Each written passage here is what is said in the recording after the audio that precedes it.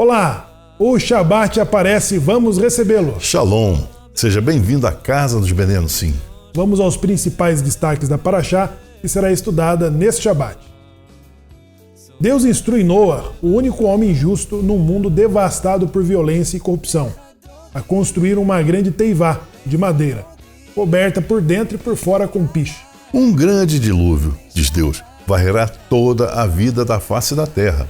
Mas a arca vai flutuar sobre a água, abrigando Noah, sua família e 2 membros, macho e fêmea, de cada espécie animal. Dos Kasher eram 7 pares. A chuva cai durante 40 dias e noites, e as águas irrompem por mais de 150 dias antes de se acalmarem e começarem a baixar.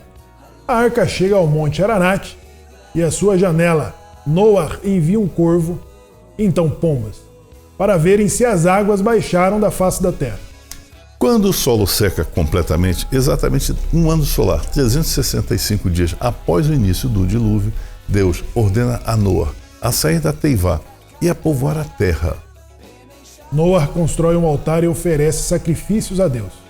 Deus promete nunca mais destruir toda a humanidade por causa de seus atos e coloca um arco-íris como uma testemunha de seu novo pacto com o homem.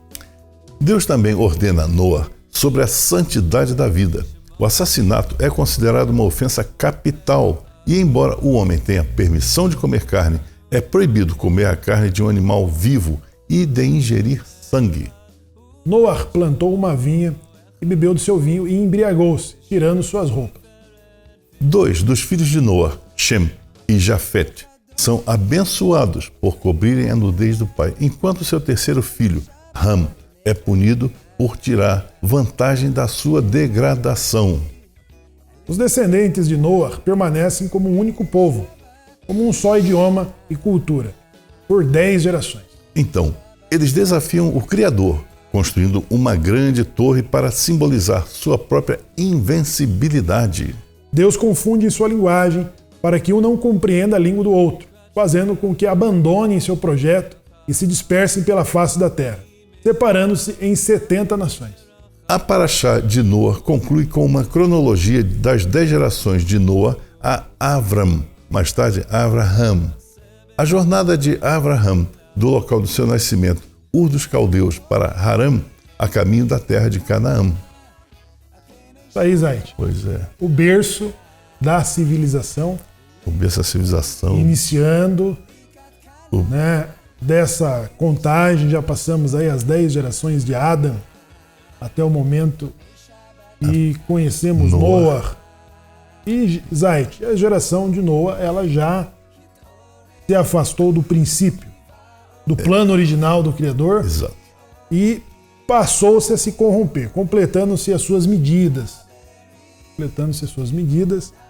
a ponto de que Hashem decidiu destruir toda a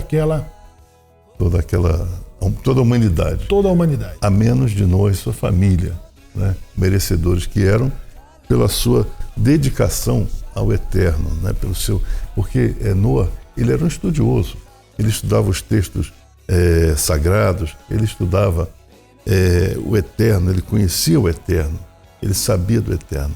Então, ele era um justo. Um piedoso, um tzadik. Tzadik, exatamente. Foi considerado justo e recebeu o convite, então, de construir a teivá. Para salvar a humanidade através dele e para salvar os animais, para que repovoassem a terra.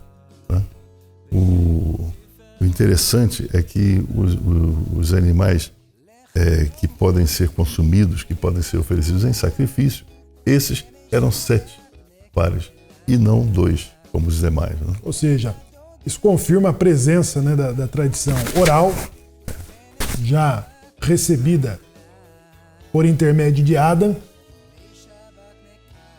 de que conseguiram classificar entre os animais kosher e os animais impuros. Então, essa separação de 7 casais dos puros e um casal de cada uma das demais espécies. Zayt, agora, 365 dias após o início do dilúvio, Noah passa a ter novamente contato com Uma terra seca. Uma terra seca, e oferece o sacrifício.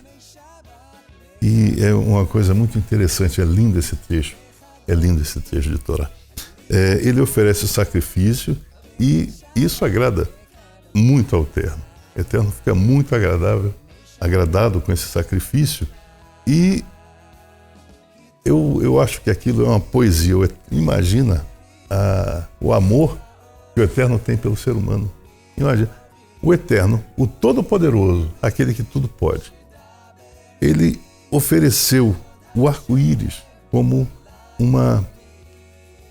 um selo para dizer que ele nunca mais iria destruir a humanidade. Isso é uma poesia. O Eterno fez uma poesia e dedicou essa poesia a nós, seres que não temos a mínima condição nem de sermos comparados a Ele. Isso demonstra um amor pleno, um amor total, um amor fiel do Eterno ao ser humano. Olha só. Osaite, isso, passando-se 365 dias, Noa oferece um sacrifício, o qual faz Deus lembrar do pacto com a humanidade, e desse pacto que ele gera, que ele cria, do arco-íris, de não mais destruir a terra pela perversidade do homem. Isso. Então, tivemos as ações dos homens julgadas e condenadas. Né, pelo dilúvio, e agora inicia-se a nova geração. Inicia-se novamente o ciclo, ele recebe novamente a ordem de povoar, de se multiplicar e de dominar sobre as espécies. Né? Aquele primeiro mandamento de que recebe Adão, Noa recebe novamente com o dever. O dever de repovoar, de se multiplicar e dominar sobre toda a criação. Mas aí você vê, a natureza humana ela precisa de parâmetros, porque a natureza humana ela tende sempre ao mal.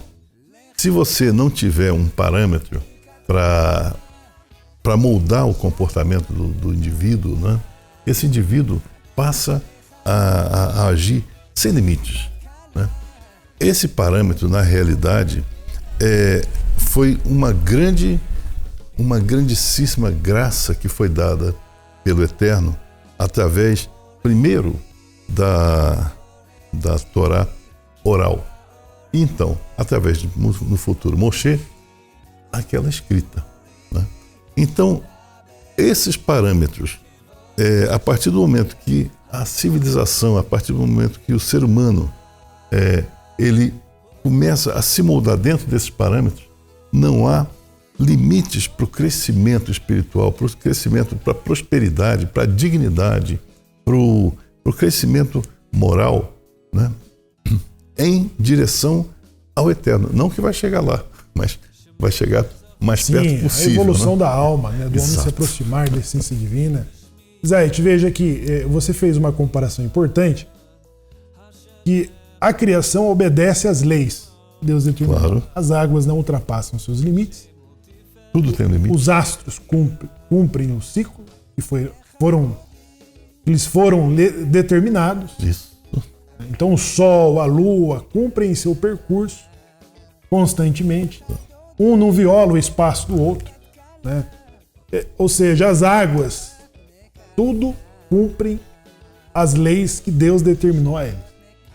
O homem, a quem foi colocado para dominar, já não tem exatamente o domínio, né, para cumprir esses mandamentos. Exatamente. Então, veja que o dilúvio foi o limite, né, da paciência do Eterno. Da paciência do Santo Bendito seja Ele em relação ao comportamento das nações.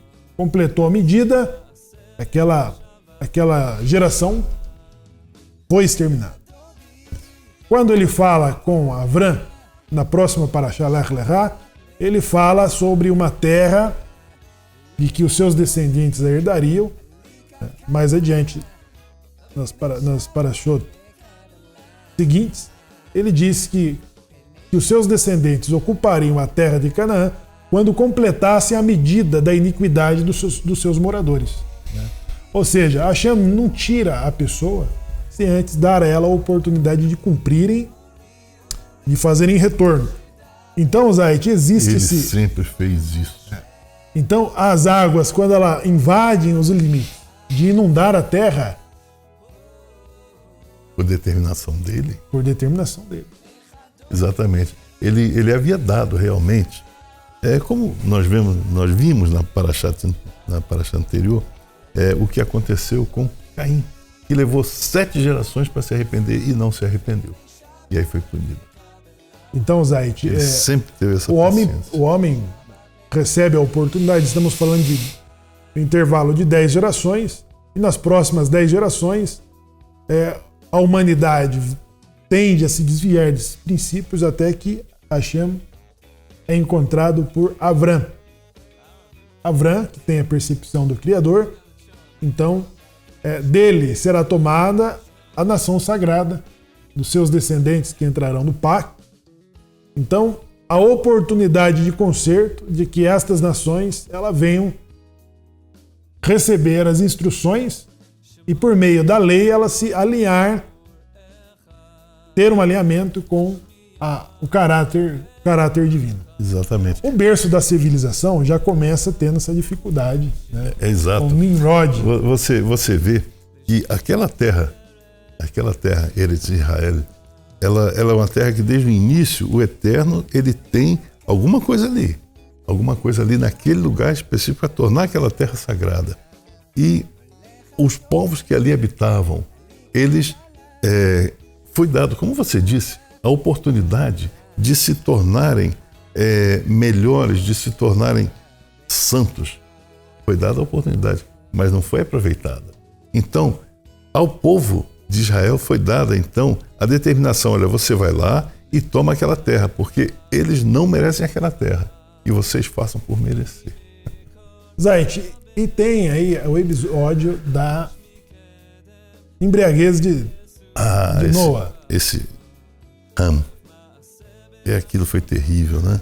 Zait, então aqui nós temos o perfil dos filhos de Noa, e interessante quando alguém pergunta sobre os filhos de Noa, as leis de Noa, né? Uhum. Agora, de acordo com a tradição, Jacob aprende da lei oral de quem? De Shem, é filho de Noa, né? Jacob não recebe a tradição oral que excede as 7 leis de Noa.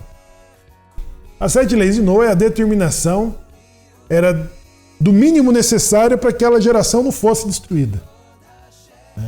O mínimo necessário. Falou, isso aqui até aí eu suporto. É o mínimo do mínimo. É o mínimo do mínimo. Passou esses limites, bom, está decretada a condenação desta geração. Zait, essa paraxá, ela traz muitas novidades para esse ciclo. Né? E isso e muitas outras coisas devem ser comentado pelo mais competente menino. Que fala de Anusim para Anusim. Compartilhe este vídeo com seus amigos no Facebook. Inscreva-se no nosso canal e ative as notificações. Seja um mantenedor da Casa dos Meninos, sim. Shalom. Shalom.